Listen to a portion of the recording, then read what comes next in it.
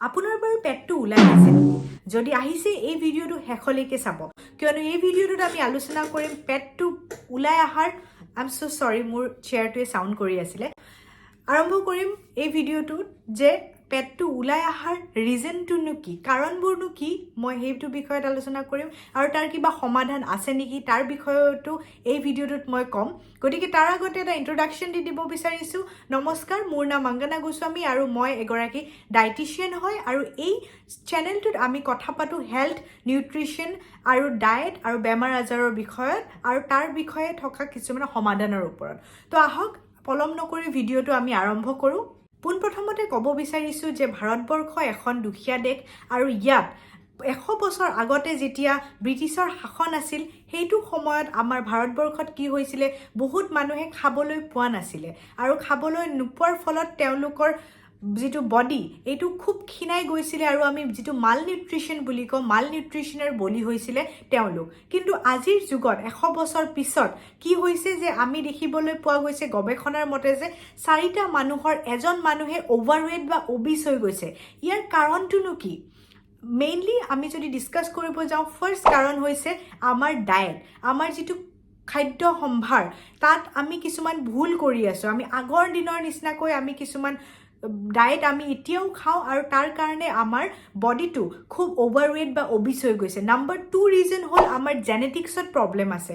আমাৰ জেনেটিক্সবোৰ এনেকুৱা হয় য'ত আমি we tend to gain more fat percentage than other ethnicities in the world. Yes, তো আমি বেলেগ দেশতকৈ, বেলেগ মানুহ, বেলেগ কালচাৰৰ মানুহতকৈ আমি খুব সোনকালে কি কৰোঁ, ৱেইট গেইন কৰোঁ বা আমি ফেট গেইন কৰোঁ। তাৰ কাৰণটো মই ক'লোঁ জেনেটিক্স। গতিকে আহক আমি এইটো বস্তুৱে অলপ বিতংভাৱে আলোচনা কৰোঁ এই ভিডিঅ'টোত। মেইনলি ডায়েটত আমি কি ভুল কৰোঁ? ডায়েটত আমাৰ কি হয়, আমি মেইনলি খুব বেছি পৰিমাণে কাৰ্বহাইড্ৰেট খাওঁ। যেনে আমি কওঁ যে অসমীয়া মানুহবোৰ ভতুৱা হয়, ভাৰতত বিশেষকৈ ভাত আৰু ৰুটি চলে। তো সেই দুইটাই হ'ল মষ্টলি কাৰ্বহাইড্ৰেট। যদি আমি থালিখন চাবলৈ যাওঁ, ভাত খোৱা থালিখন, আপুনি দেখিব 60 to 70% আমাৰ কাৰ্বহাইড্ৰেট থাকে, অৰ্থাৎ ভাত যিটো চিম্পল কাৰ্বহাইড্ৰেট থাকে। বাকী আমি খাওঁ চব্জি, ডাল, যোনবোৰত অলপ অলপ পৰিমাণে ভাইটামিনছ, মিনাৰেলছ আৰু খুব কম পৰিমাণে প্ৰটিন থাকে। কিন্তু আমি বেলেগ দেশৰ মানুহবোৰ যদি দেখোঁ, তেওঁলোক নেচাৰেলি বা জেনেটিকেলি আমাতকৈ বেছি ফিট হয়, কিন্তু আমি অলপ খোৱাৰ পিছতে আমি অনুভৱ কৰোঁ যে আমাৰ পেটটো ওলাই আহিছে আৰু আমাৰ এটা ভুল ধাৰণা হয় যে পেট ওলোৱা মানে এটা হেল্ডি চাইন। আমি আগৰ দিনৰ মানুহবোৰে কয় যে যদি আমি এটা হেল্ডি বাচ্চা বুলি কওঁ বা হেল্ডি ডাঙৰ মানুহ বুলি কওঁ, আমি কি ফিল কৰোঁ যে অ'কে, তেওঁ দেখিবলৈ অলপমান মোটা। তো মোটাপাটো আমি এটা হেল্ডি বডিৰ চাইন বুলি ভাবোঁ, যিটো খুবেই এটা ভুল ধাৰণা। গতিকে আজিৰ এই ভিডিঅ'টোত মই কথা পাতিছোঁ যিটো আমাৰ খোৱা থালিটো 70-60% কাৰ্বহাইড্ৰেট থাকে, সেইটোৱে আমাৰ বডিত ফেট পাৰ্চেণ্টেজটো আমাৰ বেছি একুমুলেট হয় আমাৰ বডিত। তো ডায়েটত আমি মেইনলি ধ্যান ৰাখিব লাগিব। তাৰ সমাধান মই এতিয়া ক'বলৈ আৰম্ভ কৰিছোঁ। সমাধান হ'ল আমি কি কৰিব লাগিব, ডায়েটত কাৰ্বহাইড্ৰেটৰ পৰিমাণ যিটো আমি ৰাতিপুৱাৰ পৰা ৰাতিলৈকে 3 সাঁজ ভাত খাওঁ, সেইটো আমি অলপ কমাই আহি পেলাই আমি কমপ্লেক্স কাৰ্বহাইড্ৰেটছ বা more protein we have to include in our diet. That way we can reduce the intensity of gaining more fat percentage in our excess belly fat in our abdominal area. গতিকে জেনেটিক্সটো যিটো আমাৰ আছে, আগৰ জেনেটিক্সক যদি আমি টাক্কৰ দিবলৈ হয় বা আমি যদি ফাইট কৰিবলৈ হয়, আমি কি কৰিব লাগিব?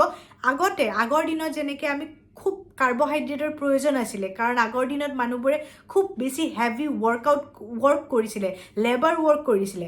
ঠিক তেনেদৰে আমি যদি এতিয়া চেডেণ্টেৰী লাইফ যিটো হৈ গৈছে, তাৰ আমি য'ত চেডেণ্টেৰী লাইফত আমি বেছি মেণ্টেল ৱৰ্ক কৰিবলৈ আৰম্ভ কৰিছোঁ, কিন্তু ফিজিকেল ৱৰ্ক আমি নকৰোঁ। কিন্তু জেনেটিক্সটো আমি ঠিক কৰিবলৈ হয়, যদি বা মিলাবলৈ হয় জেনেটিক্সৰ লগত, তেতিয়াহ'লে আমি কি কৰিব লাগিব? আগৰ নিচিনা এটা ফিজিকেল এক্টিভিটি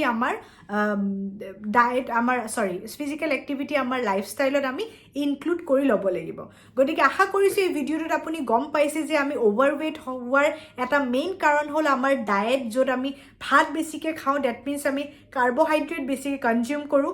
যিমান আমাৰ ৰিকুৱাৰমেণ্ট এমাউণ্ট অফ প্ৰটিন বা আদাৰ ভাইটামিনছ, মিনাৰেলছ হয়, সেইটো আমি নেগলেক্ট কৰোঁ। বা আমাৰ যিটো কালচাৰ হয়, যিটো আমি যেনেকৈ আমি আমাৰ এটা যিটো ন'শ্যন হয় আমাৰ যিটো এটা হেবিট হয় সেইটোৱে আমাৰ ভুল হৈ আছে যিটো আমি এতিয়া ঠিক কৰিব লাগিব আৰু লগতে আমি ফিজিকেল এক্টিভিটি কৰি সেই এক্সেছ ফেটখিনি বাৰ্ণ কৰিবলৈ আমি চেষ্টা কৰিব লাগিব যিহেতু আমি জেনেটিকেলি প্ৰ'ন হয় to gain excess body fat than other communities in the world so' আশা কৰিছোঁ আপুনি ভিডিঅ'টো ইয়ালৈকে যদি চাইছে ভাল পাইছে যদি ভাল পাইছে এটা লাইক কৰিব চেনেলটো ছাবস্ক্ৰাইব কৰিব আৰু কমেণ্ট কৰিব যদি মই কিবা ভুল কৈছোঁ বা আপুনি যদি কিবা এড কৰিব বিচাৰে সেইটো আপুনি কমেণ্ট ছেকশ্যনত জনাব গতিকে চিম্পল সমাধান হ'ল ডায়েটটো আমি ঠিক কৰিব লাগিব প্লাছ ৱৰ্কআউট যদিও শুনিবলৈ খুবেই চিম্পল লাগিছে ডায়েট এণ্ড ৱৰ্কআউট এইটো বস্তুৱে আমাৰ এই দুটা বস্তুৱে আমাৰ